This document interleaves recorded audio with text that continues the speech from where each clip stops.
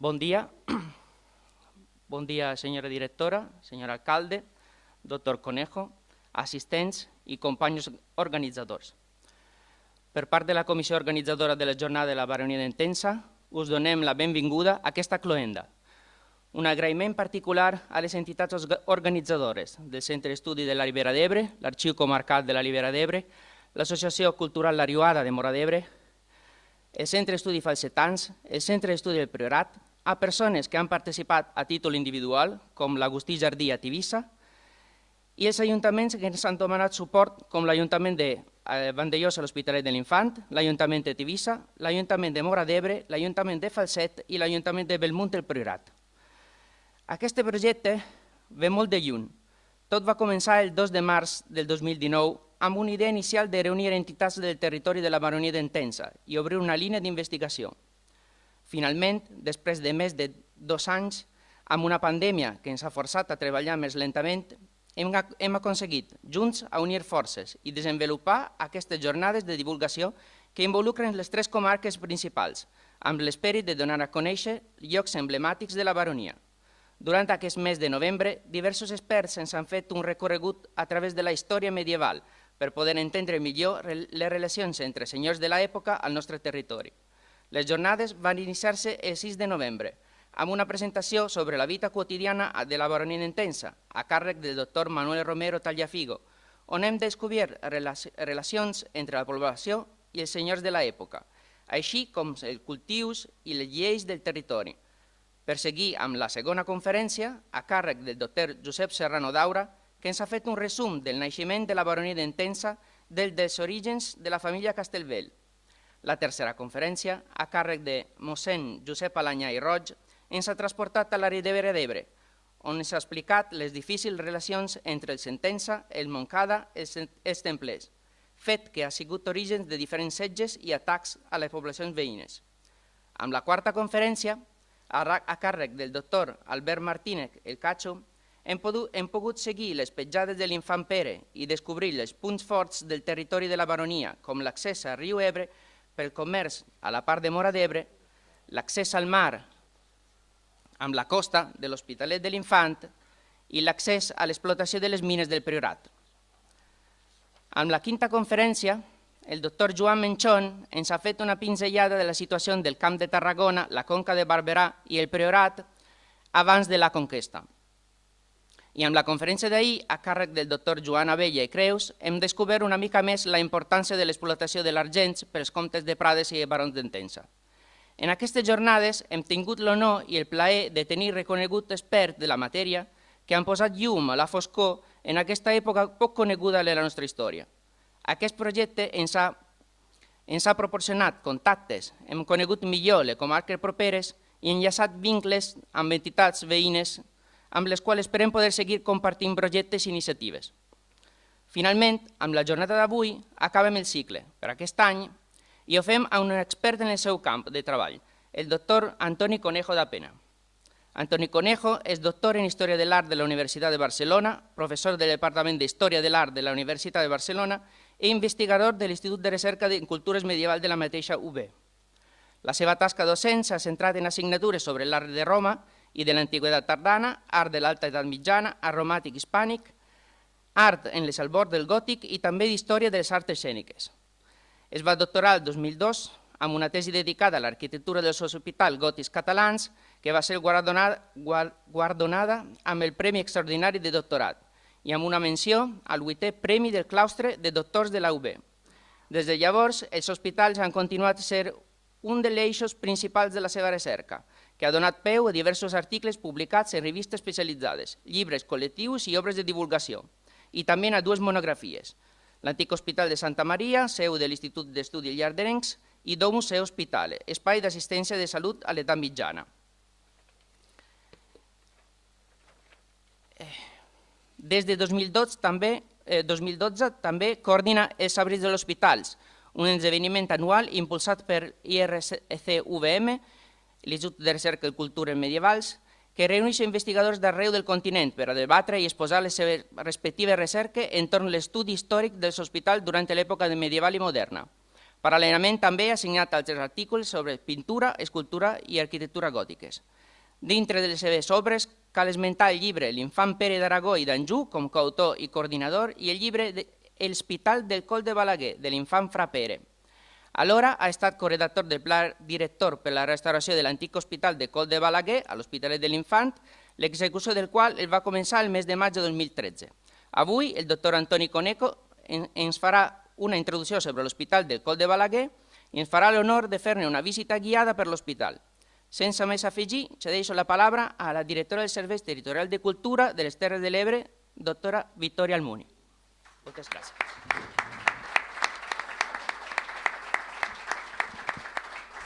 Bon dia. Bon dia. Per mi és un goig avui estar aquí. Quan me van convidar als actes de les jornades, en principi pensaven més en alguna de les poblacions de les Terres de l'Ebre on s'ha fet algun esdeveniment, però per qüestions d'agenda no vaig poder anar i a mi me feia molta gràcia participar, ni que fos en acompanyament en aquestes jornades, perquè trobava que eren molt interessants des de diferents punts de vista. Me va cridar molt, a part de que el tema és un tema que a mi m'interessa per la meva formació i pel meu càrrec que ocupo ara des de fa uns mesos, tot allò que es refereix a l'activitat cultural és del meu interès i m'agrada, si puc, veure-ho a peu d'obra, diguéssim, per a viure una mica més. Trobava que era una iniciativa molt interessant, ara ho parlàvem amb la presidenta del Centre d'Estudis d'aquí de l'Hospitalet, perquè el fet de col·laborar entitats diferents, 5 entitats que col·laboren, 5 centres d'estudis, comarcals o locals, 5 ajuntaments i l'arxiu, comarcal de la Ribera d'Ebre, només això ja et demostra que és una iniciativa potent i interessant. Jo crec que com la gent que ho han organitzat, en aquests territoris nostres hem de buscar sempre sumar iniciatives. Llavors, en aquest cas, el fet de participar tantes iniciatives, tanta gent conjunta, tantes entitats, volia dir, tanta gent conjunta, això ja te demostra que tindrà un interès especial. Després també volia comentar avui el tema de la importància, crec jo, de fer divulgació de lo que és la recerca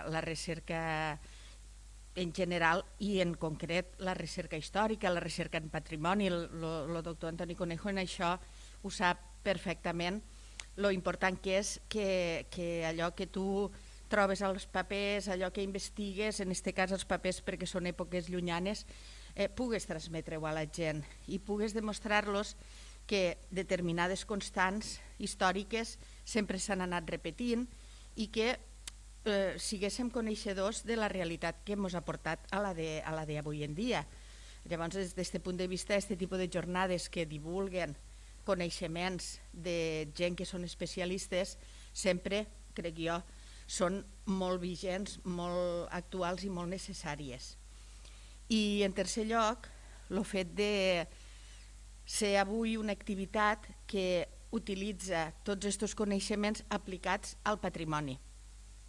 Els ajuntaments, totes les administracions en general, però els ajuntaments saben l'esforç que fan en la conservació del patrimoni. Moltes vegades heretem, els ajuntaments, les comunitats heretem patrimoni i des de fora dels ajuntaments ens queixem de que no està mantingut, de que no se'l té prou en compte, però realment és un esforç econòmic extraordinari per part dels ajuntaments. Llavors, això s'ha de visualitzar i la gent hem de poder-ho gaudir, disfrutar, que diem nosaltres a les Terres de l'Ebre. Llavors, crec que aquest complement de visites a patrimoni, juntament en xerrades més de caràcter teòric, sempre són necessàries també per acabar d'arredonir aquest tipus de projectes que són projectes prou ambiciosos.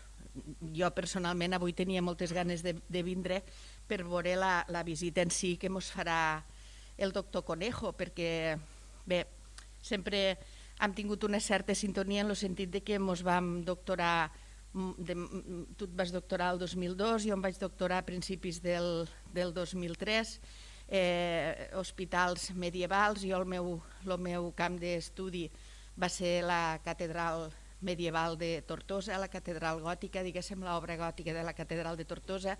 Llavors sempre m'ha agradat molt seguir la feina que han fet el grup de professors que des de la universitat s'asseguren de que tots aquests coneixements se van aprofundint a poc i van anant més enllà i se'n va fent difusió entre la gent, que jo crec que és una cosa imprescindible. Primer és la recerca, després és la difusió, i a partir de la difusió és que la gent aprenem a estimar el nostre passat i el nostre territori.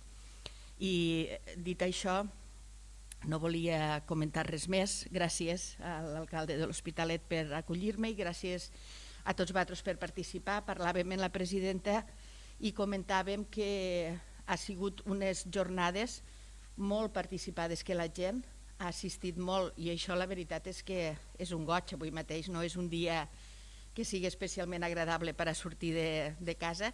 Nosaltres quan veníem des de la Sénia, que també és un lloc molt ventós, igual que aquí, pensàvem a veure si hi ha gent, perquè sempre que es fa alguna cosa patixes, però veig que no teníem que patir per res, i que igual que avui hi ha hagut molt d'interès per part del públic, sé que als altres actes també n'ha hagut. Per tant, només que felicitar-vos per la iniciativa, dir-vos que sí que és veritat això que us he comentat al principi, que no és pròpiament la meva demarcació, jo me moc més a Terres de l'Ebre, però ahir parlava en Lourdes Malgrat, que és la directora territorial de Cultura aquí a la zona de Tarragona, diguéssim, i estava contentíssima de que jo pogués vindre aquí per a representar la Generalitat, diguéssim, perquè sabeu que la Generalitat sempre està al costat de les entitats i d'aquest tipus d'activitats. Així és que entre tots passarem molt bon matí.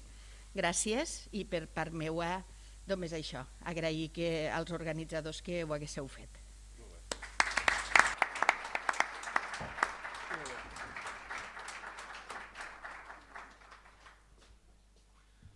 Bé, bon dia, directora, doctor Conejo, senyores i senyors. La veritat és que és un plaer assistir després de tot aquest procés d'aquestes jornades a la sala on se va iniciar aquestes jornades al final, i continuar veient que, com deia també la directora, ha suscitat l'interès de la gent, no només d'Hospitalet, sinó del conjunt del territori d'aquestes 5 municipis, 3 comarques en què s'han fet aquestes jornades. I jo només he assistit a la Tivissa, també vaig poder anar-hi, i també la veritat és que jo crec que es va desbordar una mica l'aforament, i a més hi havia molta gent també d'Hospitalet, recordo aquell dia allà, la resta no he pogut assistir. Però la veritat el que demostra és que, malgrat que estem parlant d'un període baix medieval, la gent el que tenim ganes és de cercar, de conèixer, com deia també, de la nostra identitat. I em sembla que des dels anys 90 va haver-hi tot aquest procés que potser nosaltres a nivell local, el professor Tallafigo va començar a buscar les cartes de poblament, etc. I això crec que va donar una empenta molt important a estudiosos, però també als veïns en general, de recuperar aquesta capacitat, aquesta entitat primera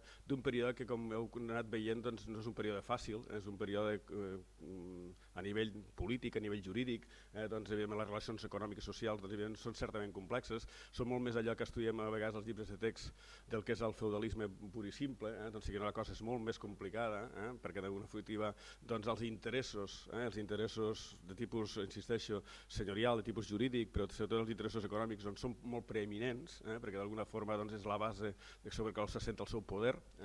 I aleshores això ha fet que insisteixo, que aquests estudis hagin fructificat en aquest tipus de treballs publicats els uns, no publicats els altres, però sí que d'alguna forma coneguts, i això també és una forma de promoure i impulsar que els que tenim responsabilitats en aquest sentit polítiques tinguéssim també la necessitat que això s'adequa també al seu entorn, i per tant d'alguna forma aquest esforç que comentava la directora de caràcter patrimonial em sembla que s'ha fet justament per donar-li sentit i donar-li coherència a tot aquest projecte, a tot aquest treball. I I aleshores, simplement, des d'aquesta visió, el que nosaltres volem, efectivament, és que aquestes jornades de la vida intensa també donen aquest fruit no el veurem demà passat, però jo espero que sí que el veiem en els propers mesos o anys, perquè en definitiva el que es tracta és que això significarà també una empenta en aquestes recerques que potser estan mig dormides o recerques que potser la gent dirà, bueno, ja ho farem, ja ho deixarem aparcada, però sí que és veritat que tot això ha d'aflorar i ha de contribuir a enfortir aquest territori des del punt de vista històric, patrimonial, i que això també ens dona una visibilitat de cara a altres territoris que potser tradicionalment l'han tingut. I em sembla que això també és important perquè aquestes zones no tan conegudes, no tan reconegudes, ha quedat una mica també en els espais aquests buits que d'alguna forma més enllà de certs indrets no ha hagut la voluntat política també, hay que dir-ho tot, de posar-los en primer plano. Aleshores, que sigui agrair-vos la iniciativa, esperar que la iniciativa aquesta fructifique i esperar que tingui altres edicions, perquè en definitiva voldrà dir que això que heu fet alguns des dels centres d'estudis, des de les entitats i totes aquelles persones que teniu aquesta voluntat de que aquest territori tingui aquest reconeixement, jo crec que entre tots ens sortirem i serà per a benefici de tots. Així és que, insisteixo, agrair a la directora que hagi vingut aquí, que hagi fet aquest esforç de venir aquí, agrair, com sempre, la visita del doctor Conejo, que ens il·lustrarà molt més de tot aquest ampli nostre patrimoni, al qual ens sentim enormement contents, i sobretot també agrair al centre d'estudis, especialment al de l'Hospitalet, la iniciativa que han tingut i les ganes de que l'Hospitalet també sigui una mica el petit epicentre de totes aquestes jornades. Moltes gràcies i bon dia.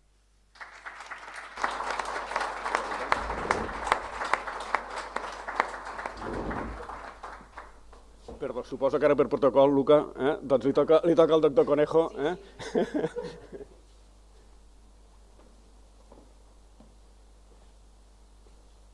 Bueno, y ahora cedo la palabra al doctor Conejo, que ens farà una petita explicació de l'Hospital Gòtic, uns 30-40 minuts, i després, en 2 torns, una visita al centre d'interpretació de l'hospital y acabaré la visita, si el tiempo lo permite, por fuera y para ver el hospital del exterior. Muchas gracias y bienvenido, doctor Conejo, y gracias.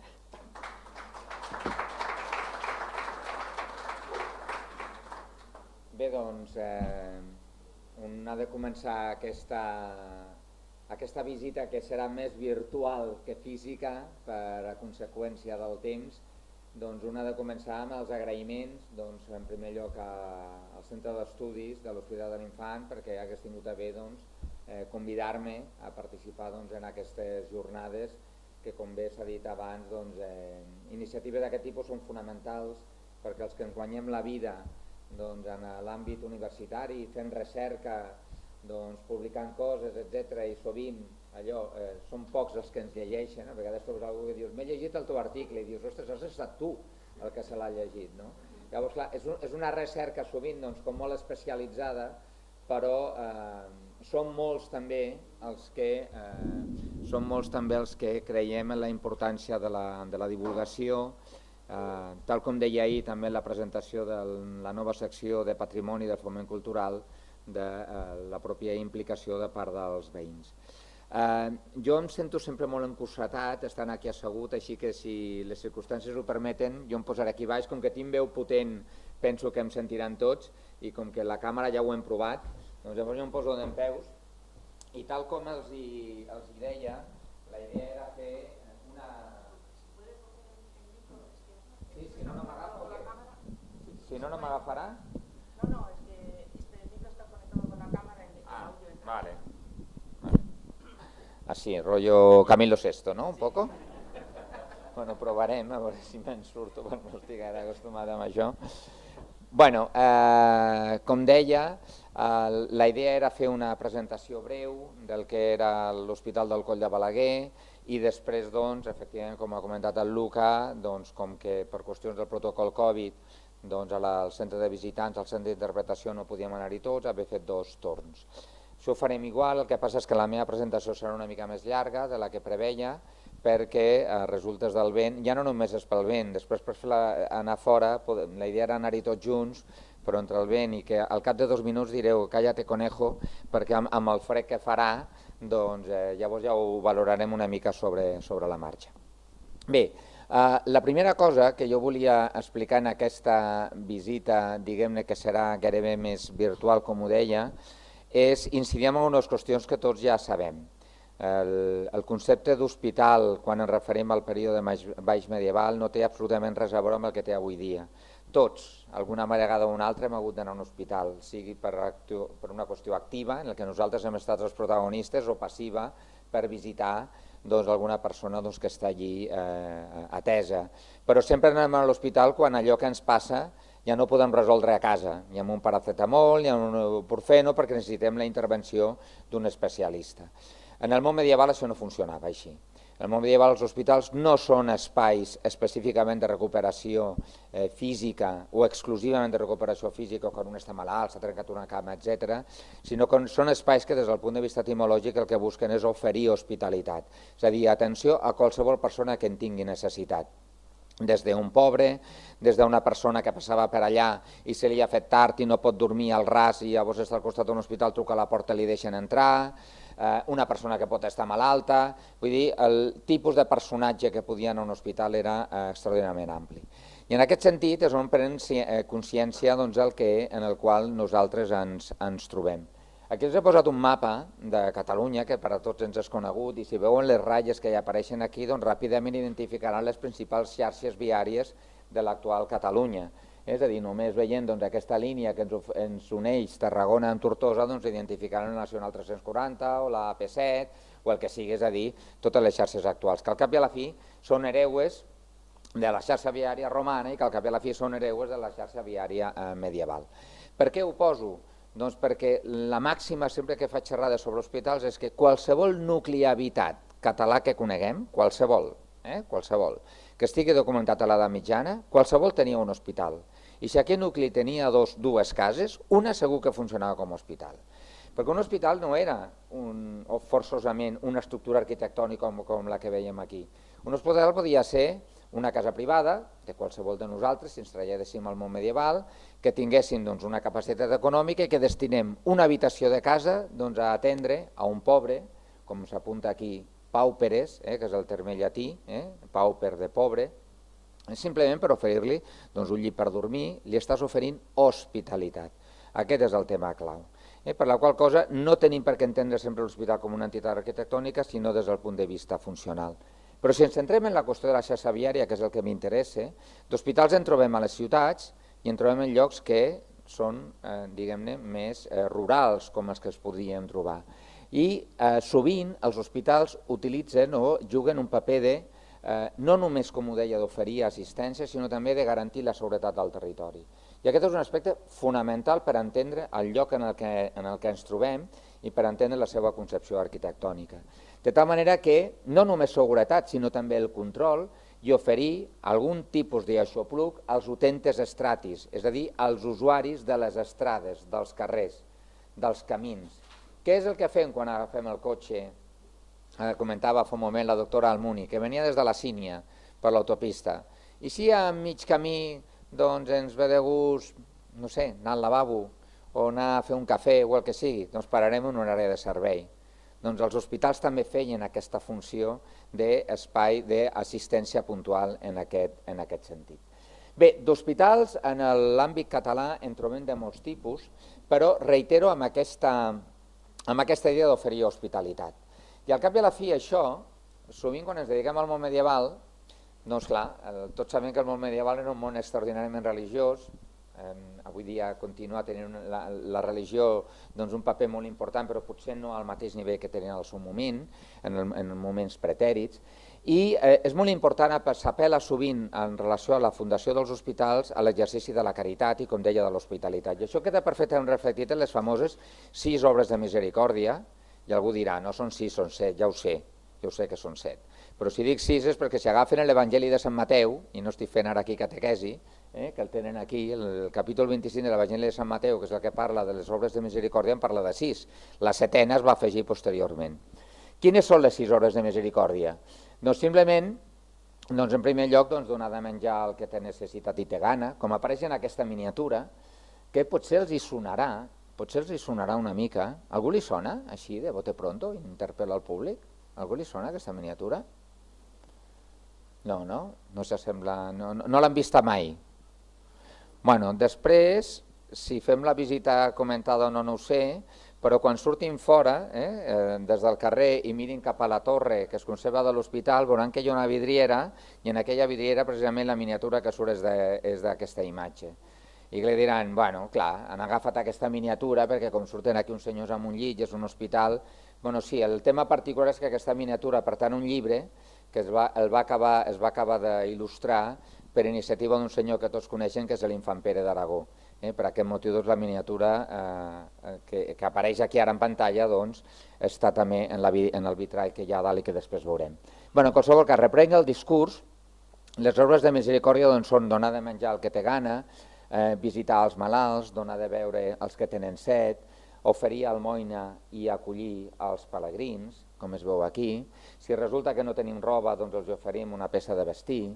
També el tema d'alliberar els captius, ara bé, també podríem fer-ho amb una connotació actual, però en el món medieval especialment per això apareix aquest senyor negre, perquè representa un infidel, entre cometes, un musulmà, un moro que té presoners a cristians. Llavors una manera de salvar-se la vida eterna era pagar diners per alliberar els captius, com es veu aquí. Aquestes són les 6 hores de misericòrdia que comenta Sant Mateu, i a la qual hi afegim la 7ª, que és la de l'enterrar els morts, que veuríem aquí a la dreta. Bé, aquest és l'argument que sovint apareix en la fundació d'hospitals. Quan l'infant Pere, després en parlarem, funda l'hospital de l'Hospital del Coll de Balaguer aquí, apel·la a la hospitalitat, a l'exemple d'Abraham, el patriarca de l'Antic Testament, que oferia hospitalitat, i apel·la a les obres de misericòrdia, com es veu aquí. Però en realitat això de l'hospitalitat no és una invenció cristiana, no és una cosa que només tingui a veure amb el món medieval, és una idea o és una particularitat, una virtut pròpiament humana. I clar, quan ens centrem en els hospitals i acaben sent l'excusa, com ho deia, el tema de l'hospitalitat, si anem a buscar les fonts antigues, i només els hi posaré un exemple, doncs veiem que això hi era present. I era present, només cal que agafin l'Odissea d'Homer, en el que hi ha un episodi molt famós, en el que Ulisses arriba a una illa i perquè ha naufragat d'un dels seus periples, com es diu aquí, i de cop i volta hi ha un grupet de dones que estan allí banyant-se i veuen a Ulisses que arriba allí despullat, i què fa les dones? Oh, Déu meu, un hombre desnudo, i marxen totes corrent. Però la mestressa, la senyora del lloc, diguem-ne, el que li diu a les seves serventes, no fugiu, aquest home que és el que necessita que li donem de menjar, que li donem de beure, perquè és un foraster. Són les obres de misericòrdia que hem vist abans, donar de menjar al que té gana, donar de beure al que té set i oferir un allotjament al vell. Per tant, no són coses exclusives, diguem-ne, del món medieval. I en aquesta línia, doncs, quan un va forjant en les fonts i en el que sabem a propòsit dels hospitals, doncs, com deia al principi, d'hospitals hi ha de molts tipus, però si ho hem de centrar des d'un punt de vista territorial, hi ha els que són de caràcter urbà, com els que podien haver-hi a Lleida, Tarragona, grans ciutats, i després tenim els hospitals que es trobaven en llocs de caràcter més rural, com podia ser en el que ens trobem. Aquí hi ha un document molt interessant, que tot que sigui fora de Catalunya però en va molt bé, d'un text d'Alfonso X el Sabio, en el que una de les seues textos més importants, que són les anomenades partides, que és com una mena és un document legal al cap i a la fi, com una mena de constitució, doncs el que diu està en castellantí però s'entén perfectament, diu, un deber és mandar hacer hospital en las villas, és a dir, en els nuclis urbans, però també alberguerías en lugares yermos. Albergueria vol dir també, com a sinònim d'hospital, és a dir, espais d'assistència en zones rurals ermes, com podia ser aquí. I de fet, l'obra mítica també d'Alfons X el Savi, com són les anomenades cantigues de Santa Maria, del qual es conserven algunes versions, totes elles il·lustrades amb miniatures, una d'elles, la que es conserva a l'Escorial, podem veure perfectament això. La imatge del que seria un hospital amb els malalts, ocupant en alguns casos 2 persones un mateix llit, que és una cosa bastant habitual. Aquí podem veure una peça de roba al front, humida per apaivagar la temperatura, en el cas de tenir febre, i com els estan donant de menjar, els estan donant de beure, el mateix que comentàvem abans de les obres de misericòrdia. Un segon aspecte també molt important, abans de centrar-nos pròpiament en l'edifici que ens toca, per fer-nos una idea de com eren aquests hospitals. Malauradament no tenim una fotografia de quin aspecte tenien, com estaven organitzats, quin era el dia a dia. Això simplement a partir del que consultem de les fonts ens en podem fer una idea, però també a partir del que són les imatges que s'han pogut conservar o que recreen d'una manera o una altra a l'interior d'aquests hospitals, com el que veiem abans de les Cantigues de Santa Maria. Aquesta és una imatge molt interessant, és un quadre molt petitet d'un pintor d'origen alemany anomenat Adam Alzheimer. El quadre es conserva a Londres, és de finals del segle XVI, tot i que ens anem una mica més enllà, però quadra perfectament, i en el que es veu l'estructura habitual d'un hospital, amb uns llits disposats en bateria, un al costat de l'altre, amb els pacients dormint, en el capçal del llit hi ha uns quadres referents a la crucifixió o a la vida de Crist, amb una imatge de la Mare de Déu que la presideix, perquè jo deia abans que l'objectiu d'un hospital no era anar a curar-se com a únic objectiu que té l'actualitat. Si avui dia tenim gana i no tenim diners per anar a menjar, ens anirem a un hospital? No, anirem a un altre lloc, anirem a un menjador social, tindrem altres entitats. A un hospital no anirem perquè ens donin de menjar, anirem quan no podem vestir-nos per nosaltres mateixos. L'Edat Mitjana és una institució polièdrica, que tenen cabuda, com deia, els malalts, els pelegrins, els pobres, etc. En aquest cas seria bàsicament gent que necessita estar-s'hi més d'un dia perquè estan malalta, com deia.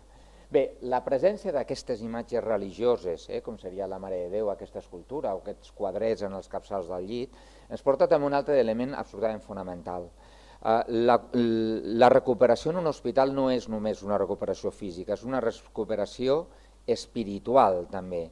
Ho diu també les Sagrades Escriptures, poso exemples només per veure l'argument que s'utilitza sovint en aquest moment.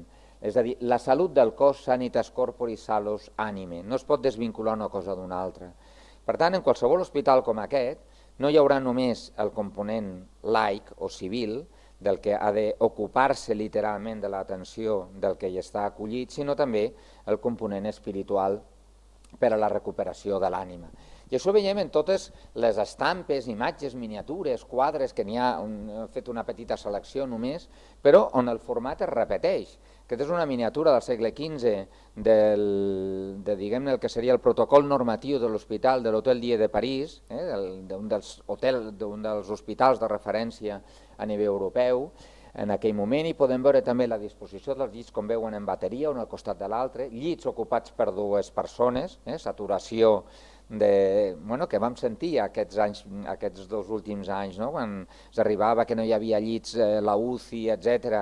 Bé, per fortuna tenim un sistema en el que no ens posarem dos en un mateix llit, però en funció de les necessitats, si calia, doncs podien haver-hi dues persones en un llit, com veuen aquí. I important també aquesta presència de finestres a la part del darrere per tal de poder garantir no només l'entrada de llum, sinó també la ventilació, que és un aspecte sobre el qual després hi tornarem. Un altre exemple, simplement perquè veien que el format és sempre el mateix, els llits disposats un al costat de l'altre, una pintura meravellosa, molts dels que estan aquí segur que han anat a veure el David de Miquel Àngel a Florència, i hauran al·lucinat, només faltaria, veuen els esclaus de Miquel Àngel i el David, però a la Galeria de l'Acadèmia de Florència hi vida, més enllà de Miquel Àngel. I hi ha tota una col·lecció de quadres que a la gent no li fa mai ni punyetero cas, i entre els quals hi ha aquest que és una meravella, del Jacopo Pontormo, on hi ha una representació també d'un hospital de manera bastant precisa. Bé, feta aquesta introducció sobre la funcionalitat, entrem ja en termes, diguem-ne, d'arquitectura, ja acostant-nos a l'edifici en el que estem, i vull començar amb aquest petit text, perquè l'Hospital del Coll de Balaguer es va fundar l'any 1344 i 4 anys després es va fundar l'Hospital de la Santa Creu, o també anomenat Hospital d'Enterrades de Vic, del qual es conserven alguns vestigis importants, al qual correspon la imatge que tenen aquí a la dreta, de principis del segle XX. Aquesta sala encara es conserva, molt remodelada, però bé, tant és. El que m'interessa és que la fundació d'aquest Hospital de Vic, a càrrec d'un mercader anomenat Ramon Terrades, dona una sèrie d'indicacions. Les indicacions que fa és que l'edifici de l'hospital havia de tenir dues cases vol dir dues sales, això també és una condició fonamental, els espais han de ser duplicats, perquè no pot ser que els assistits siguin conjuntament en un mateix espai homes i dones. Homes i dones han d'estar separades, si no ja la tenim liada, per la qual cosa han d'estar perfectament segregats per sexe. Aquestes cases s'han de fer amb arcs de pedra, aquí ens en dona un nombre, uns arcs de pedra que, diguem-ne, que donarà peu a una sala, X, i la longitud de la qual dependrà de les bigues i de la qualitat de la fusta que hi hagi en la zona. I el que és més important és que aquesta casa, es diu en aquest testament d'en Ramon Terrades, s'ha de fer com en altres cases semblants. Què vol dir això? No ens en dona més indicacions des del punt de vista arquitectònic, simplement el que apela és que el tipus d'hospital que s'havia de fer havia de seguir la mateixa estructura que altres edificis que es podien fer similars, és a dir, que altres hospitals de l'època. I aquest és un dels elements característics, i és que la majoria d'hospitals que es construeixen a casa nostra, a Catalunya, entre els segles XIII i XIV sobretot, segueixen aquest esquema, el que seria una sala rectangular coberta per una sèrie d'arcs, com veuen aquí, apuntats. Aquests arcs es diuen arcs diafragma i reben aquest nom perquè la llum, és a dir, l'amplada de l'arc, és exactament igual a la de la sala. Aquesta sala rectangular, aquí tenim una paret, aquí en tenim una altra i l'arc va d'una punta a una altra. Doncs això es diu arc diafragma. Aquesta és la tipologia que segueixen la pràcticament totalitat dels hospitals construïts a Catalunya en el segle XIII i XIV. És un tret exclusió dels hospitals? No, en absolut. Si se'n van a Santes Creus o se'n van a Poblet, amb els seus respectius dormitoris per als seus monjos, el cas de Santes Creus de finals del XII, principi del XIII, i en el cas de Poblet d'inici del XIII, veiem que la tipologia és la mateixa. I fins i tot si van a Barcelona, a les Drassanes, o van al Saló del Tinell, veuran que és el mateix. Es tracta d'un tipus de construcció que serveix per a qualsevol cosa. Què és el que permet? Crear una sala llarga i allí ho destines al que vulguis. En el cas dels hospitals, per a col·locar-hi llits un al costat de l'altre, com hem vist en la imatge anterior. Per tant, es tracta d'una arquitectura simplement que des del punt de vista funcional es queia perfectament per a la tasca que havia de tenir un hospital. Bé, dit això, entrem ja en el que ens toca, que és el lloc en el que ens trobem. Òbviament, com que la majoria són veïns d'aquí de l'Hospitalet de l'Infant, no cal que els expliqui què és això del Coll de Balaguer, és a dir, diguem-ne, la interrupció orogràfica més important que hi ha en el trajecte que comunica Tarragona i Tortosa, i la qual, a més, ha estat objecte de nombroses al·lusions al llarg de la història, perquè al ser un espai de difícil accés era també una zona en la que habitualment s'hi amagaven lladres per a poder atacar els comerciants que circulaven per aquesta zona per tal de robar-los. El mateix Lope de Vega, en la seva obra La Buena Guarda, en feia al·lusió, quan deia «Mil veces oí en Castilla que en el Coll de Balaguer había bien que temer, ya porque es del mar la orilla, y moros de Argel, piratas, entre calas y recodos, donde después salen todos, tienen ocultas fragatas, ya porque en él, por pasiones, nunca faltan bandoleros». És a dir, estem en ple segle XVII i ja t'està donant encara la importància que té aquesta collada i el fet de poder-hi passar. Bé, sigui com sigui, aquesta dificultat a propòsit històrica que suposa el Coll de Balaguer en una zona en la que, a més, no només ara, sinó històricament ha fet vent, per tant aquí no hi havia un gran nucli habitat i que ho feia especialment sensible per a poder fer aquests atacs, el mateix Alexandre Laborde ho va reproduir en aquesta famosíssima litografia del principi del segle XIX, o Emil Begin, amb una diligència també passant per aquí, pujant les costes del Coll de Balaguer, sent, diguem-ne, objectius d'aquests bandolers, d'aquests moros, d'aquests lladregots, diguem-ne, que volien robar els més rics. O fins i tot en aquest viatge de l'anglès Edward Hawke Locker, Views in Spain, del 1824, una representació un tant exagerada, possiblement, de la zona del Coll de Balaguer, tot i que en l'opinió de l'Alfons Tejero, i la veritat és que el primer cop que ho vaig sentir dic cai, però quan ho veu realment, si es cau, només cal que vagin a la zona de la Cala Justell i vegin el que és el pont de la Batalla i tens una perspectiva que realment, amb una mica d'imaginació, perquè això semblen els Alps, però amb una mica d'imaginació, no realment et dona una panoràmica del que serien les muntanyes de la nostra zona. Bé, són simplement petits testimonis de la dificultat que podia oferir travessar el Coll de Balaguer. Però no fa tant d'això.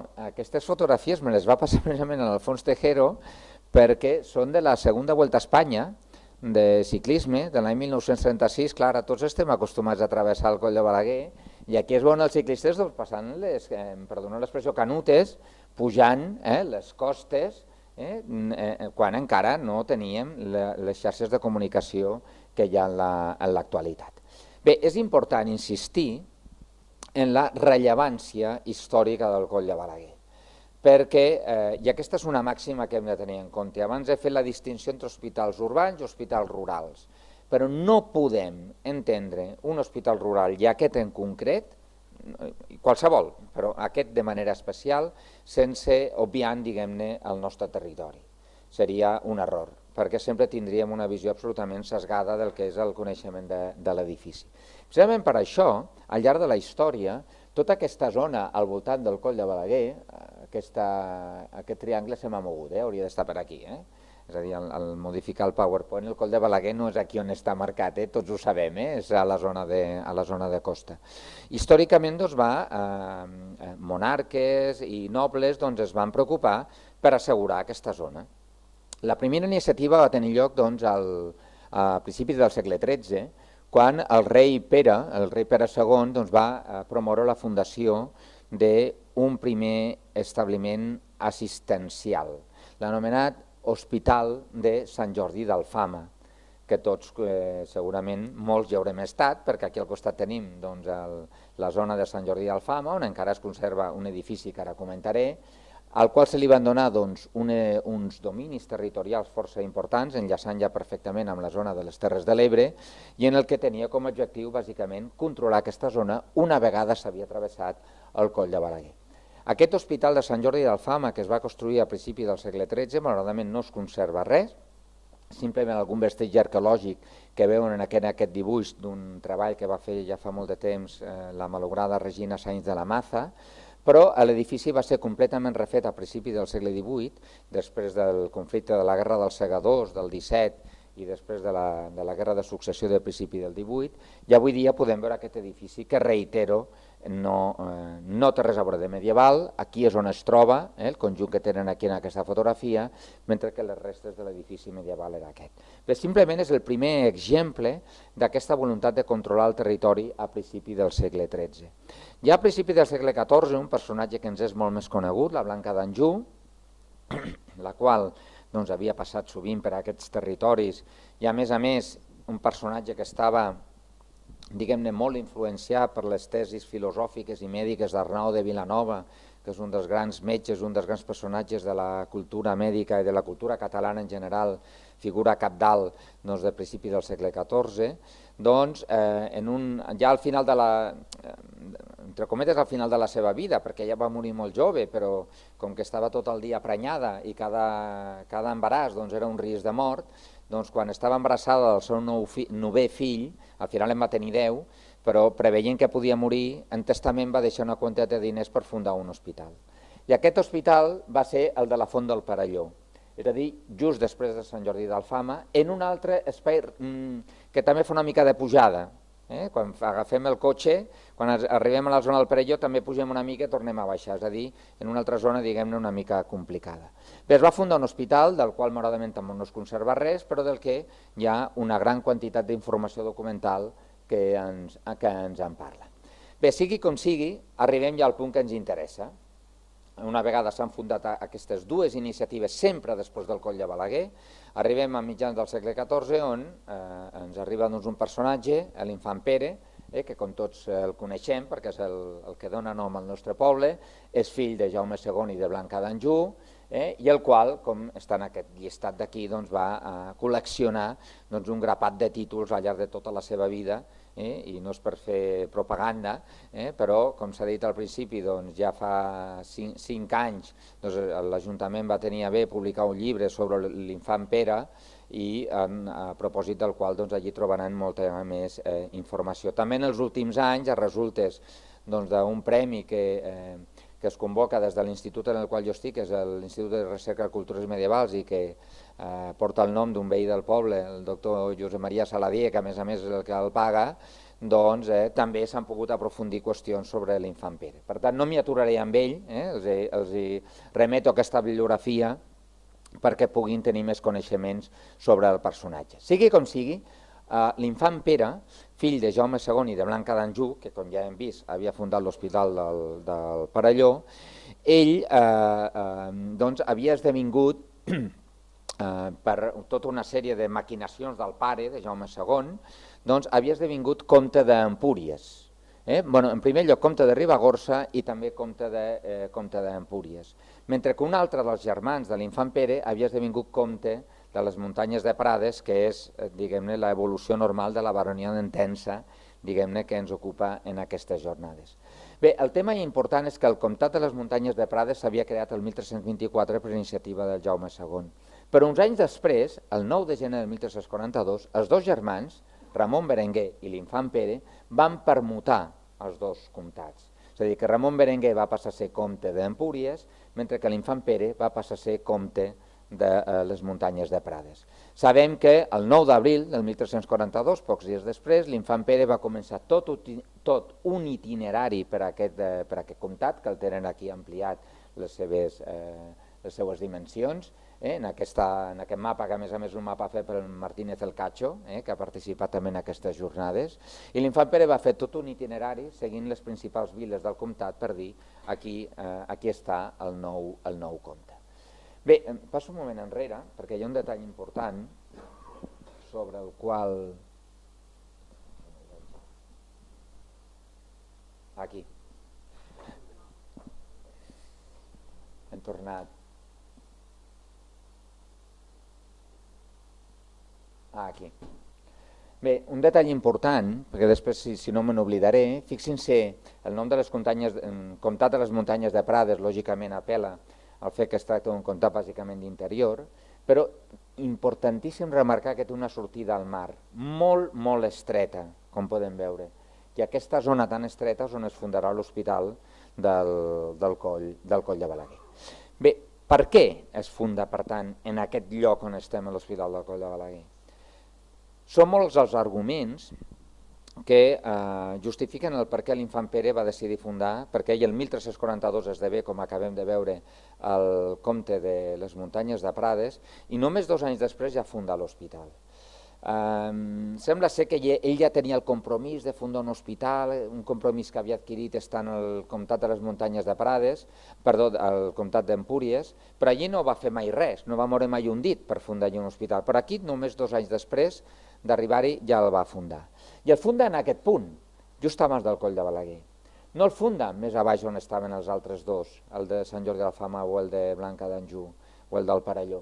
Per què en aquest punt en concret i no, per exemple, més a prop, més cap al nord o més cap al sud? Primer, perquè el funda en un lloc que és justament en aquella sortida al mar que hem vist del comtat de les muntanyes de Prades. En segon lloc, el funda en una cruïlla de l'antiga Via Augusta romana i un camí natural que, entrant cap a l'interior, seguint el recorregut del riu Llastres, passant per Tivissa i arribant fins a Mora, permetia connectar fins al riu Ebre. Per tant, és un punt fonamental que ja havia estat objecte d'interès per part dels romans,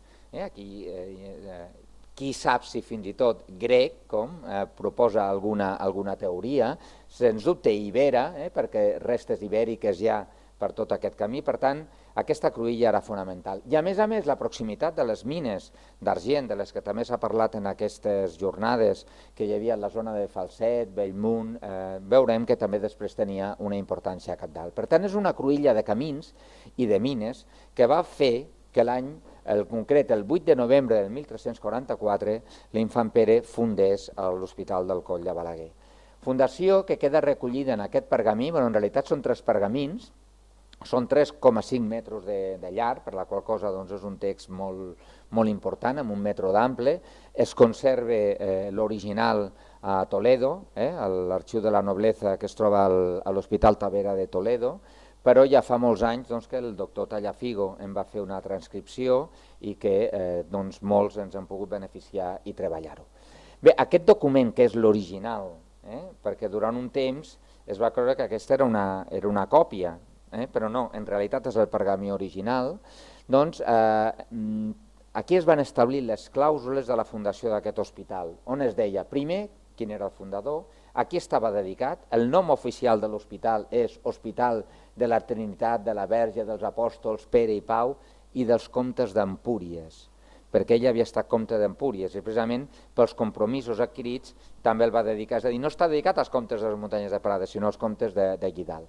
També s'especifiquen els límits territorials que havia de tenir, diversos privilegis, les ordinacions, com havia de funcionar, i aquí es diu que havia d'haver-hi dos preveres, dos membres del clergat, un dedicat a atendre els assistits i un altre dedicat a les qüestions més de caràcter espiritual, com deia abans. A qui estava destinat? Doncs als pobres de Crist, als mendicants, als capellans. I a nivell arquitectònic, de tot aquest document que transcrit en un document de Word venen a ser 35-40 pàgines de Word, estem parlant d'un text molt llarg, només dedica una línia al tema de l'arquitectura.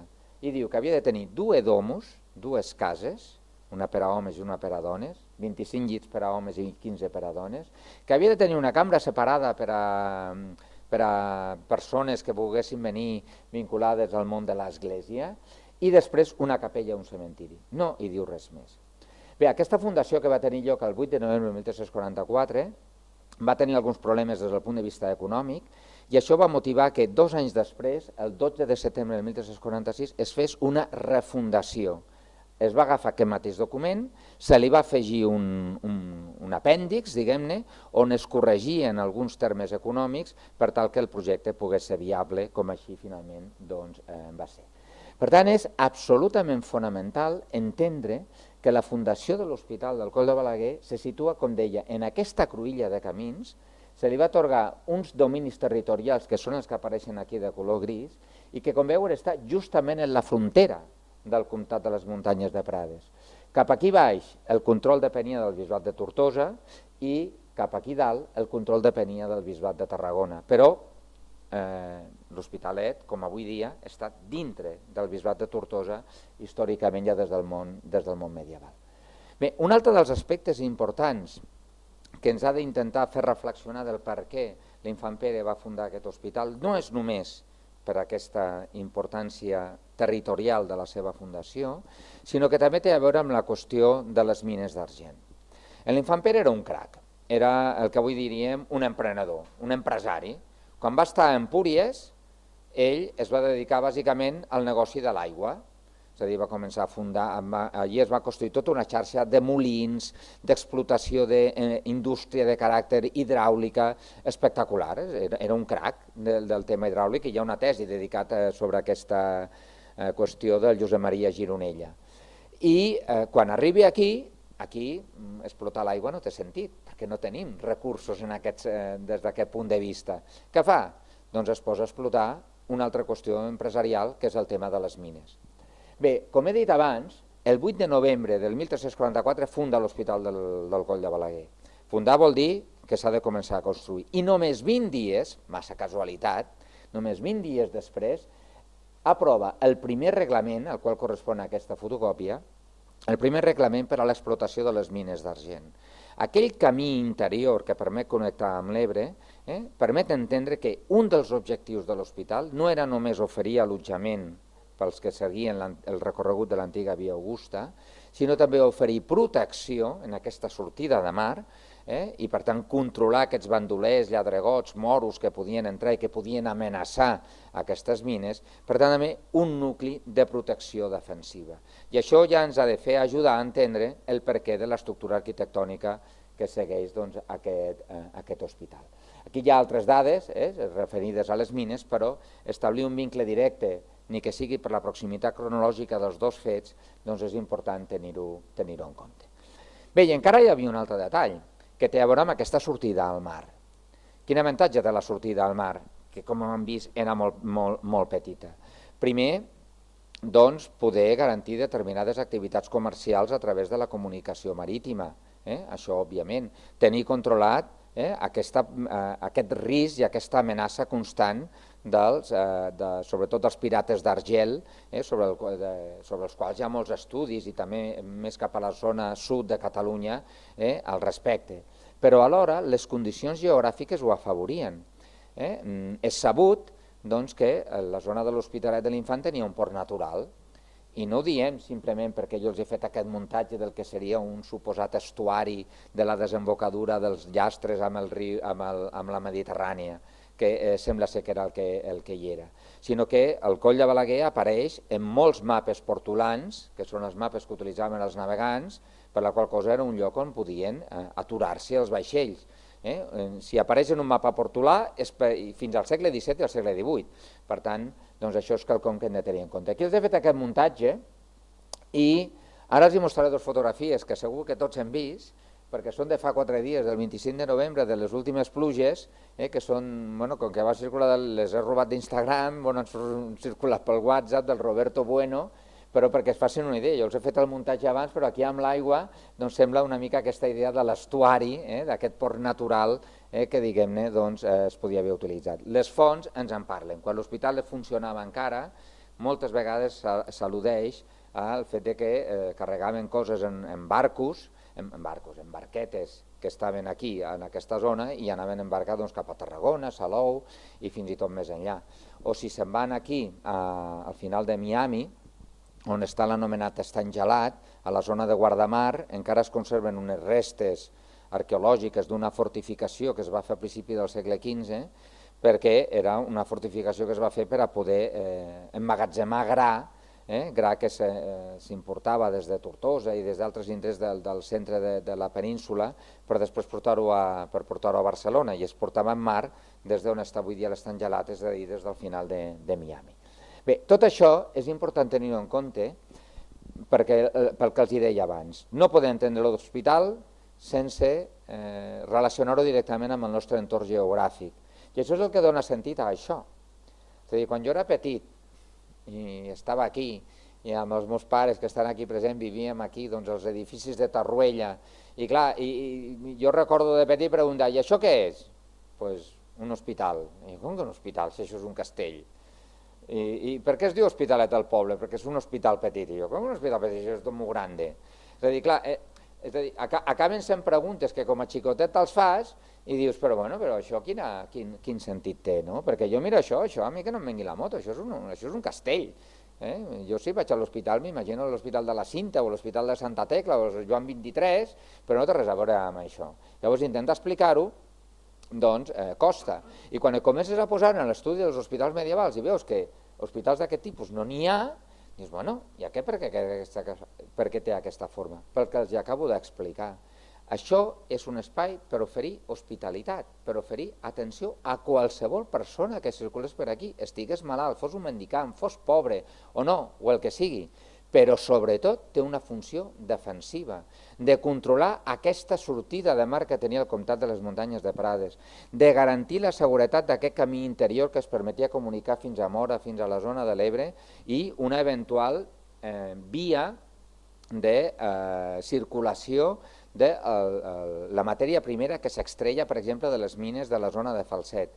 És a dir, és una funció essencialment defensiva i per això se li dona aquest aspecte de fortalesa, que es veia perfectament reflectida en aquesta, que és la fotografia més antiga que conservem de l'edifici en la seva màxima magnitud, amb les seues, la torre que es conserva i vestigis de dues torres que avui dia ja no són visibles, lògicament, aquesta és una fotografia actual que tots coneixem, o altres imatges, en aquest cas dels anys 60, on això ja estava més malmès, diguem-ne, fruit de la no consolidació dels murs en aquell moment i la degradació portava amb això. Ahir ho comentàvem en la presentació de la secció de Patrimoni del Foment, que tot el que sigui invertir i lògicament preservar la memòria històrica i garantir l'orgull de l'espai permet la seva preservació. El no invertir-hi suposa degradacions com les que es veuen en aquesta fotografia.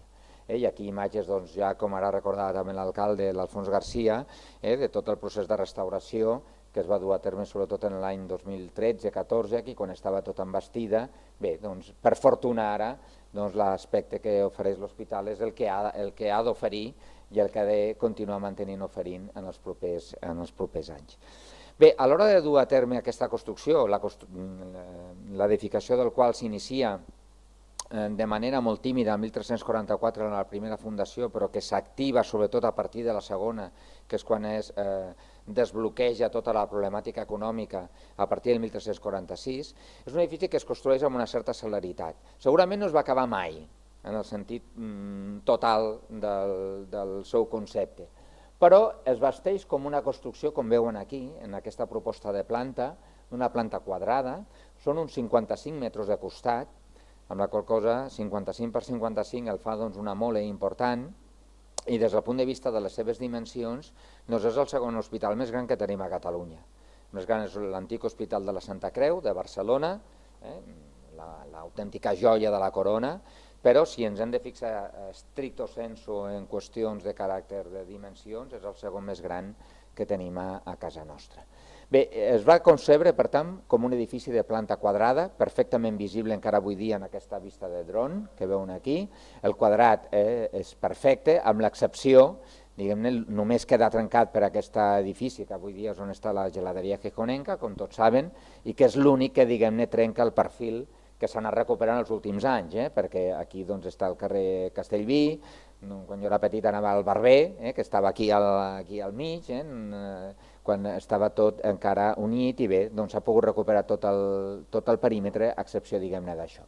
Bé, es planteja com un edifici de planta quadrada, reforçat amb torres en les seves 4 angles, tal com hem vist també en la fotografia anterior, i 2 torres més, una en el cantó nord, aquí estaria girada, podríem girar la fotografia, diguem-ne, el cantó nord, que és la que tenim aquí, és a dir, nosaltres ara estem en la banda nord de l'edifici, perquè ens situem, que seria aquesta torre d'aquí, i n'hi havia una altra, que és aquesta d'aquí, que estava situada originalment en aquest punt, i que era, com veuen aquí en aquesta planta, la que permetia l'accés a l'interior de l'edifici. Avui dia entrem, com hem fet tots avui, per la porta de la plaça del Pou, però en realitat aquesta porta és molt més tardana. Originalment la porta aquesta no existia, l'accés es feia, per tant, a través de la porta situada, la torre situada en el cantó sud, és a dir, en aquest punt.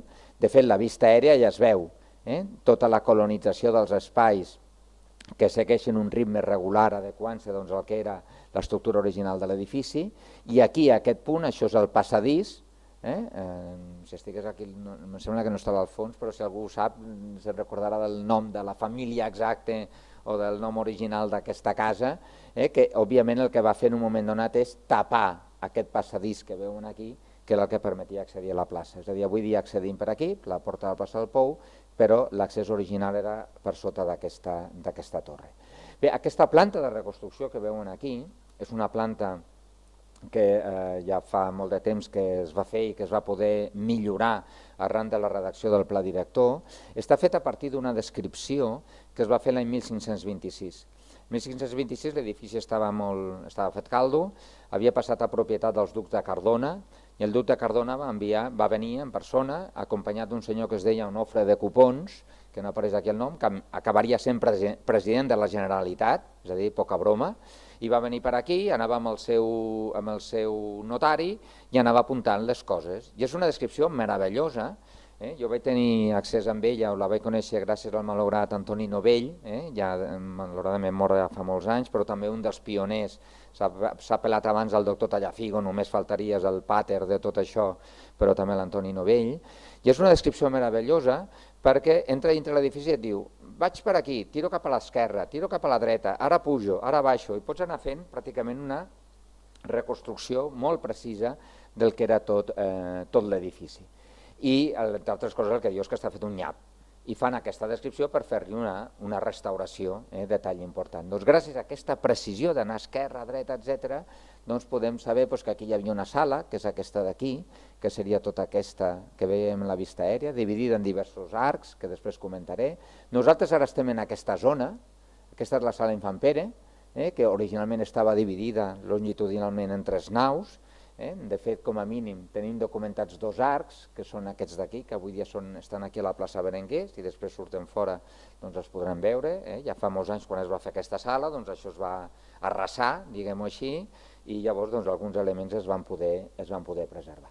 Bé, si ens quedem però amb la tipologia de planta quadrada, en torres als extrems, evidentment són pel·lícules diferents perquè són edificis incomparables, però és curiosa les similituds des del punt de vista conceptual, no en el sentit plàstic de la paraula, que hi ha entre l'Hospital del Coll de Balaguer i, per exemple, el Palau Castell dels Reis de Mallorca de Perpinyà, en el que segueixen, en aquest cas estem parlant d'un edifici una mica anterior, finals del 13, principi del 14, però serà una estructura relativament similar, amb una planta perfectament quadrada, torres de reforç en els angles, torres també en els murs curts, en els murs nord i sud, com veiem aquí, i l'accés al Castell Palau dels Reis de Mallorca també es fa a través d'una torre, de manera similar a com es feia aquí.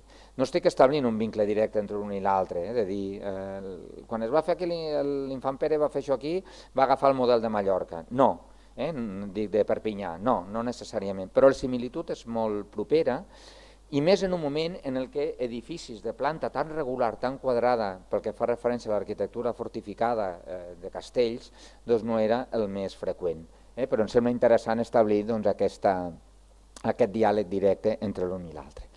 Bé, dintre dels elements arquitectònics que s'han conservat, després si el vent ens ho permet sortirem un moment i potser els podrem veure in situ, però dintre del que es conserva, el més espectacular és aquesta nau, nosaltres, reitero, estem aquí, per tant això és el nord, això seria Occident, la part occidental, seria la que començaria d'aquí cap allà, per dir-ho d'una forma, i originalment era una sala que estava organitzada a partir de 7 arcs, set arcs com els que veuen aquí, dels quals avui dia només se'n conserven 3, que estan inserits dintre de propietats privades, perquè tot l'edifici s'ha anat colonitzant amb el pas dels segles, però aquests 3 arcs ens permeten fer-nos una idea de la seva estructura d'aquesta sala longitudinal, que segurament devia ser una de les dues a les quals es referia el document fundacional, en el que han dit que s'havien de fer 2 domus, 2 cases, una amb 25 llits i una altra amb 15.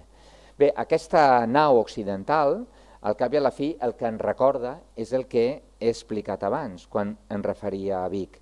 Quan es va fundar l'Hospital de Vic 4 anys després, es deia s'ha de fer com en altres cases semblants, seguint la tipologia d'altres hospitals, i efectivament, només els hi poso exemples, a Montblanc, el mateix Hospital de l'Infant, i aquí en un mapa sobreposats diversos edificis documentats, sempre en els segles XIII i XIV, seguint aquesta tipologia. Quan es va fer l'Hospital de la Santa Creu de Barcelona, que no els hi porto cap imatge, que es funda el 1401, se segueix encara aquest esquema d'as diafragma, però serà l'últim. És a dir, a partir de mitjan del segle XV ja entrarem en altres tipologies arquitectòniques, però pel que fa referència a l'arquitectura hospitalària, aquest model, en ple segle XIV, el que fa l'Hospitalet de l'Infant és seguir exactament el mateix procediment. Bé, a partir d'aquí, clar, jo els puc ensenyar imatges com aquesta, que les podem veure in situ perquè és allò conservat, però arran de la redacció del pla director i de tot el procés de museïtzació de l'espai que després veurem a dalt del centre de visitants, doncs, bueno, penso, i no és per treure pit, però és un exemple de com es fan bé les coses, i no perquè jo hi participés, però és un exemple de com es fan bé les coses.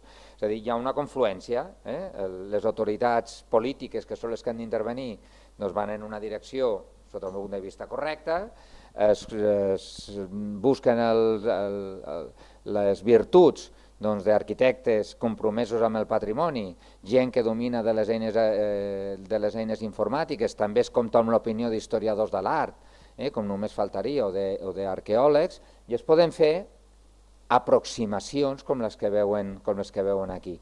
Fa molts i molts anys, quan jo portava bolquers, quan feien la presentació també de la secció d'Història de Patrimoni del Foment, estava el Santi Castellví, i quan jo encara estava fent la tesi doctoral, doncs amb el Santi Castellví i un altre col·lega seu, que em sap greu i no me'n recordo mai del nom, van començar a fer un projecte de reconstrucció de l'hospital, i jo el vaig arribar a posar, es van fer uns dibuixos, unes perspectives amb l'AutoCAD, una cosa una mica senzilla, però bueno, va ser el primer esforç, diguem-ne, de fer una reconstrucció de l'hospital.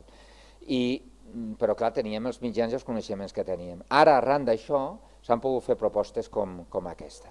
Això són unes propostes de reconstrucció virtual que va fer una empresa de Barcelona que es diu Wasabi Productions, ho van fer ells amb l'assessorament del que els parla i de l'arqueòleg també Isidre Pastor i després també dels arquitectes encarregats del pla director, que van ser el Joan Carles Gavaldà, el Joan Figuerola i el Jordi Romera, i a partir dels arcs conservats que els he dit abans i la comparativa amb altres miniatures com les que els he comentat també abans i del que ens diuen els documents, ens vam imaginar la sala de l'Hospital Local de Balaguer d'aquesta manera. Els arcs diafragma, els llits disposats un al costat de l'altre, amb petites escletxes de llum. Aquestes finestres en realitat donarien a la banda del pati, és a dir, de la plaça del Pou, i amb recreacions que com a mínim ens permeten fer una idea de l'aspecte que devia tenir l'interior del nostre hospital, que com veuen, reitero, el que busca és emmirallar-se amb aquelles imatges, amb aquelles estampes que els mostrava al principi de com hipotèticament podia haver estat un hospital medieval. Pel que fa a la porta sud, aquella que no es conserva, per la qual hauria servit com a porta d'accés a l'interior, no es conserva perquè va caure, i ara recordarem en quin moment. Sí que disposem d'alguna fotografia antiga, com aquesta, en la que es veu una torre molt gran, però clar, per molt que te la miris, la porta no hi és. I dius, coi, i llavors per què em dic que hi havia aquí una porta, etc. Bé, no és un caprici el fet d'haver posat la porta i a més, clar, els documents gràfics en aquest cas són tossuts i per tant, doncs, aquí per molt que tu miris, restes d'una porta no hi són, de cap manera. Per què situem la porta aquí? Primer perquè ens ho diuen els documents. Els documents són molt explícits. La porta d'accés es fa per la torre que està en el cantó sud i són documents del principi del segle XV. Per tant, aquí no hi ha volta de fulla perquè és la prova de l'algodó. Llavors, aquesta torre, en realitat, és una torre que es va refer completament en el segle XVII i també els documents es conserven. Per tant, el que veiem aquí és una torre d'aparença medieval, però en realitat és una construcció del segle XVII de dimensions molt grans. La torre tenia problemes estructurals, com es veu aquí, primer perquè s'havia col·locat aquí una torre de telègrafs, que és un tema que ha treballat també l'Alfons Tejero, però alhora la fotografia s'aprecien una sèrie d'esquerdes que ja denotaven una problemàtica estructural important. Clar, va venir el 20 de juliol del 1910, va passar el que aquí no passa mai, que és una ventada, i la torre, com tots saben, va caure, i aquí la selfie que es van fer en aquell moment. Ara tots ens fem selfies ràpidament per qualsevol cosa, doncs en aquell moment se'n van fer una, doncs aquí hi ha una torre caiguda i com la gent que hi era doncs es van poder posar. Bé, molts d'aquests materials després es van reaprofitar en cases d'aquí. A Masboquera hi ha un camí que està fet tot de pedres que de fet, segons diuen les fonts orals, moltes d'aquestes pedres es van portar directament de la torre caiguda. El que queden són simplement alguns fragments d'aquests rocs en punts diferents. I en canvi aquesta és l'única torre que es conserva.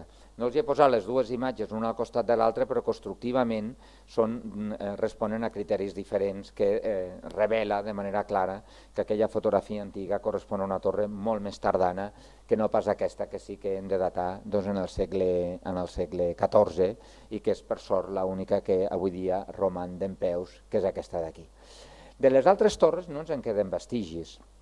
Més enllà, diguem-ne, aquest seria també fet per l'empresa Wasabi Productions, com els deia, l'aspecte que a partir de tot el que coneixem vam intuir. És a dir, el que sí que voldria que tinguessin clar és que el que veuen aquí no és una recreació perfecta, era així l'hospital, és una proposta d'hipòtesi que hem fet els que hi hem participat en aquest projecte.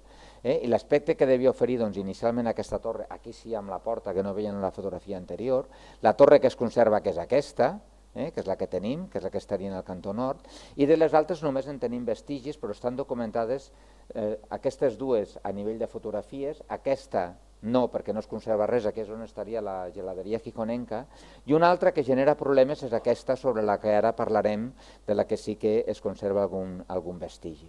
Aquí veuen altres propostes d'aquestes vistes, de l'aspecte que hauria tingut també la plaça del Pou, etc., sobre la qual després en parlarem. Bé, una de les torres que genera problema seria aquesta altra, que és la que estaria en l'angle contrari, que avui dia la podem veure, perquè és una torre que està parcialment reconstruïda, etc. Quin problema genera aquesta torre que està a l'altra cantonada? Doncs s'hi han fet excavacions i no s'hi han trobat elements que certifiquen l'existència de la torre a nivell de fonamentació. No hi ha cap evidència. Aquí podem arribar a dues conclusions. Una, tenint en compte que l'edifici s'aposenta directament damunt de roca, doncs és fàcil que no hagin quedat vestigis. És fàcil, però estrany, perquè alguna empremta en la roca hauria d'haver quedat. I la interpretació a la que vam arribar al final, i és el que s'intenta plantejar en la proposta de reconstrucció, que si després podem ens ho anirem a mirar, si el vent ens ho permet, és que això hauria estat una bestorre, no una torre. Quina diferència hi ha entre una torre i una bestorre? Doncs una torre és la que està tancada pels seus quatre costats, diguem-ne, com la que tenim, com aquestes que veuen aquestes propostes de reconstrucció, i una bestorre seria només un angle recte que estaria subdividida en pisos amb estructures de fusta. És una cosa rara? Sí, relativament. A Montblanc n'hi ha. Però, per exemple, el cas que a mi em sembla més parangonable és el castell de Sant Luri, el castell de Leonora d'Arborea de Sant Luri a Sardenya, en la que podem veure perfectament com està resolta aquesta torre, només en forma de L, i no tancada pels seus quatre costats, i que possiblement podria haver estat la solució que s'hauria aplicat en una de les torres d'aquí d'Hospitalet. És aquesta, que tots coneixen, perquè té aquesta proposta de reconstrucció, aquest tancat, per a poder-hi pujar, que van fer el despatx de Romera, Gavaldà i Figuerola de Reus, els que van fer el pla director, que a més va guanyar un premi a aquesta intervenció a nivell de restauració de patrimoni i que proposa aquest model. Un altre detall interessant, si després podem pujarem aquí, en el pas de ronda, és que es veuen tots aquests foradets en la part superior del mur més important que es conserva, que és el mur occidental. Durant molt de temps vam estar dubtant què eren tots aquests forats i vam arribar a la conclusió que eren simplement les empremtes d'una passera de fusta, que era al cap i a la fi el pas de ronda. Òbviament això és un edifici pensat per a la defensa del territori, com hem dit abans, per tant per afrontar algun tipus d'atac que pogués rebre, i és fonamental un pas de ronda del qual haurien quedat aquests vestigis. Com s'hauria solucionat?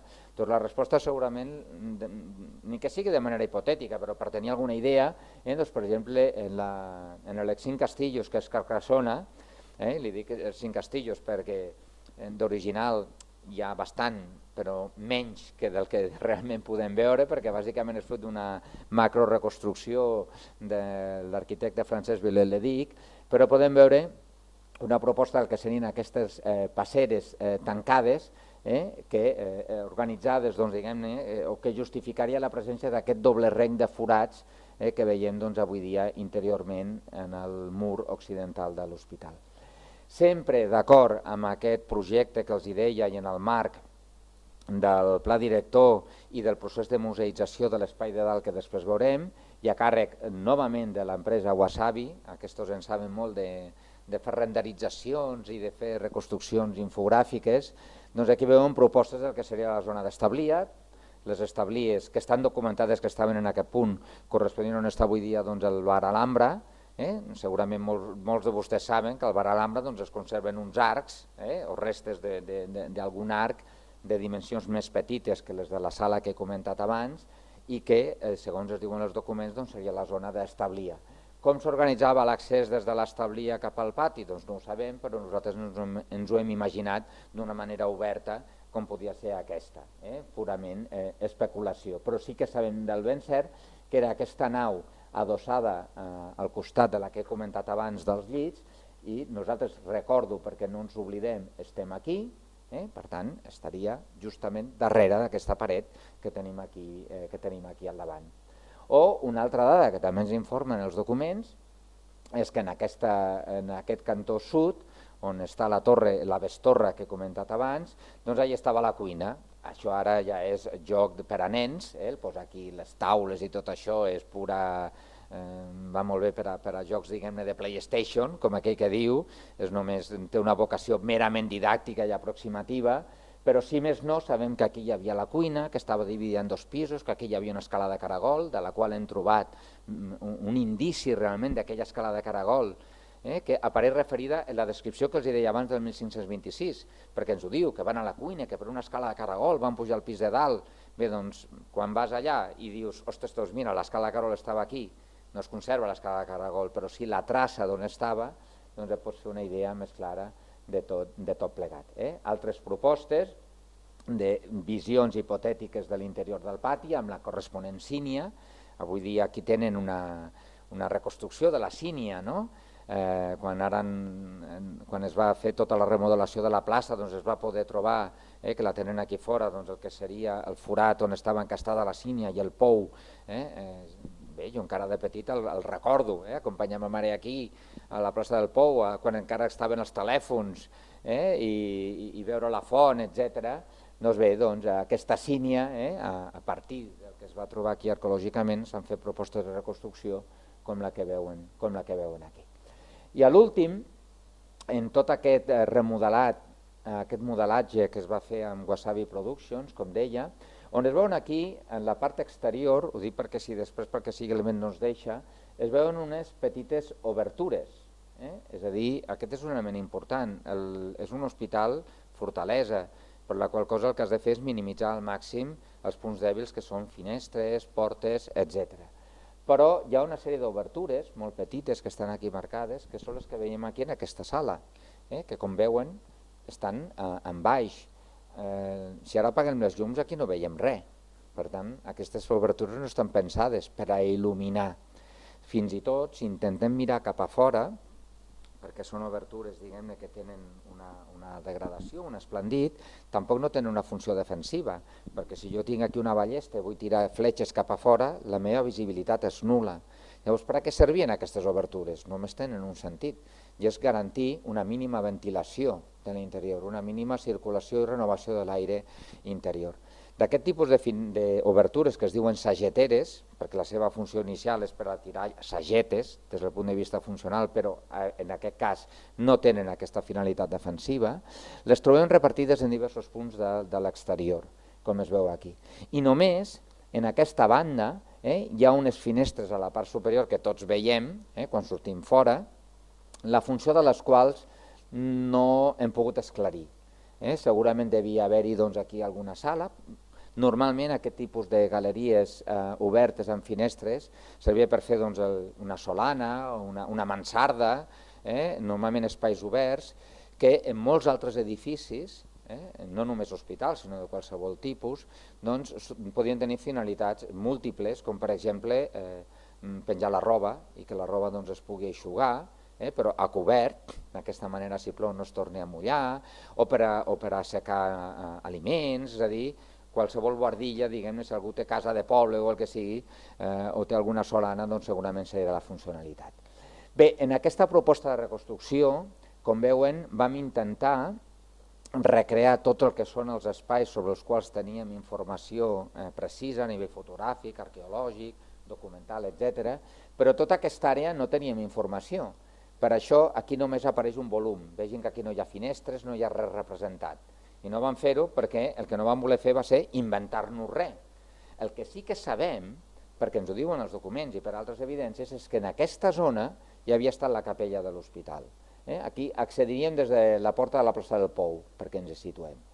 I en tenim constància, i perquè a més tots els que són veïns de l'Hospitalet hem vist aquesta fotografia, fotografies de l'aspecte que oferia la vista de la plaça de Catalunya i amb la façana de l'hospital. Aquesta ja és la porta de la plaça del Pou, que sí que es conserva, i amb aquesta porta neogòtica, que s'havia obert en algun moment que no podem precisar, i que permetia l'accés a l'interior de l'església, que tenia la seva espadanya, amb el seu campanar, etc.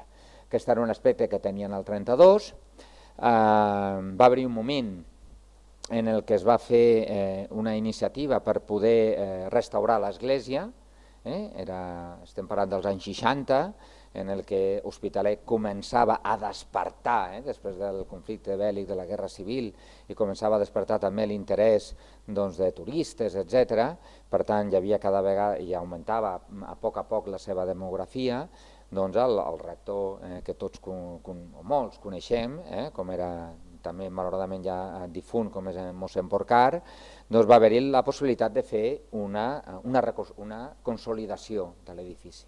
Fins i tot es va fer un projecte que es va presentar i el va aprovar el Bisbat de Tortosa, al qual correspon aquesta façana que veuen en la part inferior i la planta que tenen en la part superior. S'havia aprovat, però a l'últim moment es va bloquejar el projecte. Fins i tot va haver-hi una possibilitat de que aquest espai es reconvertís en parador nacional, hi havia molt d'interès en què esdevingués com a tal, també es va aturar el projecte i finalment es va decidir tirar a terra aquesta església. I per tant van perdre completament tot el que seria el coneixement de tot aquest espai i es va tirar a terra per dos motius. Com es veu aquí, es veu l'amputació, trista, és una fotografia d'aquestes que realment impacta molt perquè es veu el solar, tota aquella imatge que hem vist anterior de l'església aquí buida, i es va vendre, com tots saben, per a fer un supermercat i un cinema. Jo encara hi havia anat de petit a aquest cinema, a veure alguna pel·lícula, el van tancar a principi dels 80, després d'un afer que va haver-hi d'una discoteca a Madrid i llavors es va haver de tancar, i alhora també amb l'objectiu de fer una església nova molt més gran, que és la que tenim avui al poble, per poder acollir a molta més gent. Bé, òbviament no cal insistir que va ser una decisió del tot desencertada, entre altres coses perquè ens ha privat de tenir un coneixement molt més aproximat de l'edifici i d'una part patrimonial que hagués estat molt més rellevant. Aquí podem veure una mica l'evolució en aquest fotomuntatge que vam fer també en el seu dia amb en Joan Figuerola, Joan Carles Gavaldà i Jordi Romera, on es veu l'evolució de la façana. L'aspecte que tenia tota aquesta façana del cantó de la plaça de Catalunya, amb l'església i el seu portal neogòtic.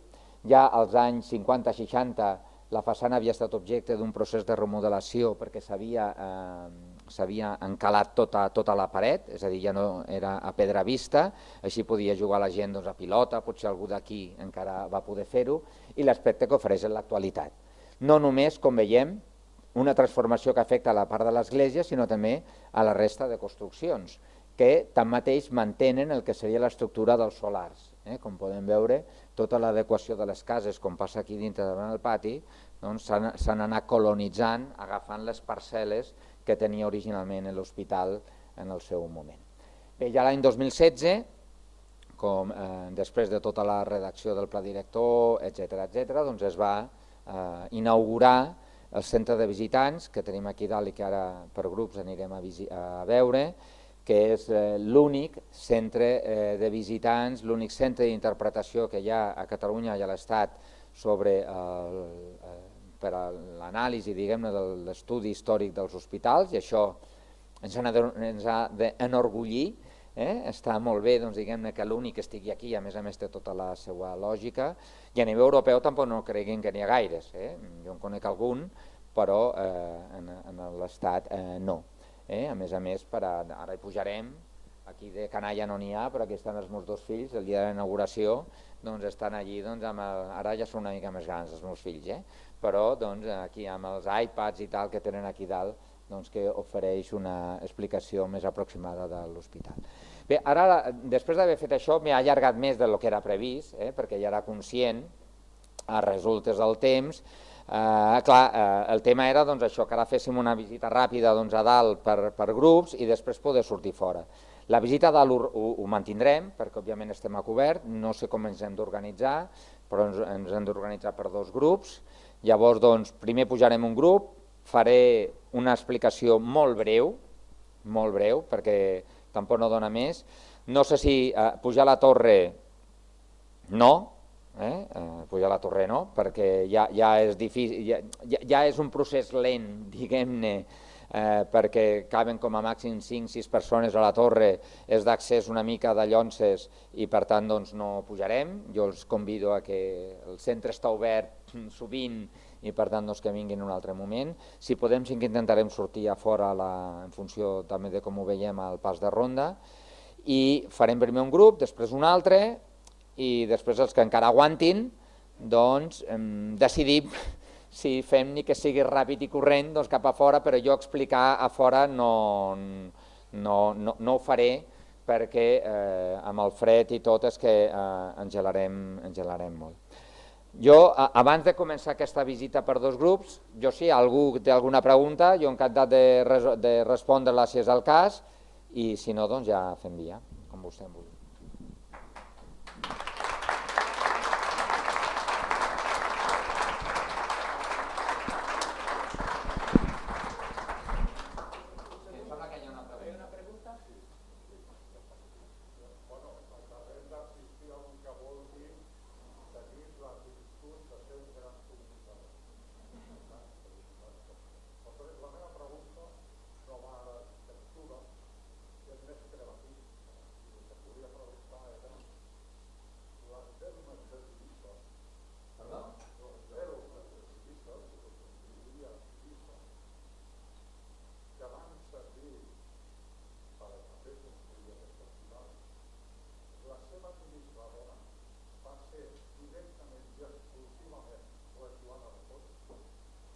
és una pregunta. Doncs no ho sé. Les respostes no ho sé. Si ella va actuar com vostè bé sap, diguem-ne, doctor Saladier, doncs el que coneixem de la zona de Foix és el que s'ha publicat, diguem-ne, en l'últim, un estudi publicat en els últims anys, un altre que haurà de sortir aviat, diguem-ne, i sobre si ella, és que esto fan temps, ho feia l'administradora, i és una resposta que no li puc resoldre. El que sí que és cert és que la zona de Foix durant molt de temps, com vostè sap també, doncs alguns dels quals del que parla doncs la mataven l'any 1344 perquè hi havia indicis que apuntaven que la zona de Foix hauria mort cap al 1343-44 perquè se sap que estava embarassada i no hi ha constància que tingués un altre fill i l'avortament era sinònim de mort, bàsicament per a una dona, però per sort després han hagut estudis que han permès demostrar que va morir més tard, va morir el 1348 en el marc de la pesta negra. Per tant, ella va ser comtessa consort, és a dir, el gran dubte que hi havia era si ella havia arribat a ser realment comtessa consort de l'infant Pere quan s'havia fundat l'hospital. I ara sabem que sí. Si ella, que tenia diguem-ne, vincles amb l'Aleixar, també amb Tivissa, que efectivament una part de Tivissa, del Belmes, si ella era la que gestionava els diners, l'administració del Belmes és una cosa que, com a mínim a la llum del que jo he llegit de l'organització que tenim, jo no la tinc la resposta.